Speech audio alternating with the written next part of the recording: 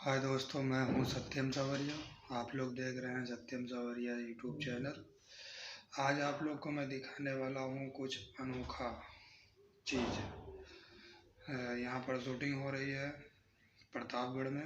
आप लोग को शूटिंग दिखाएंगे चल के, और कैसे होती है शूटिंग, कैसे किया जाता है। यहाँ पर सभी भोजपुरी के सुपरस्टार आपको मैं चल के दिखाऊंगा Bhojpuri film shooting. Hi guys, मैं आ गया हूँ शूटिंग पे। आप लोग को अभी शूटिंग दिखाता हूँ चल के।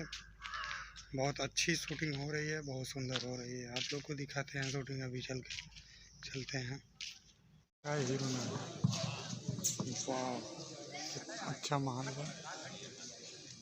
भूत घर एकदम दिखा दिया। हाँ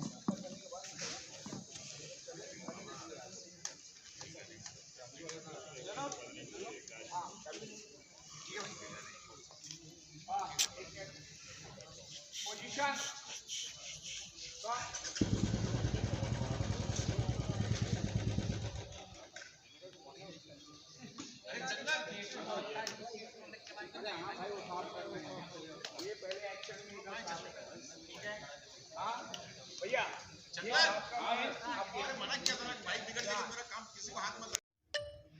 वीडियो पसंद आए तो लाइक करें, कमेंट करें, शेयर करें, सब्सक्राइब करें चैनल को।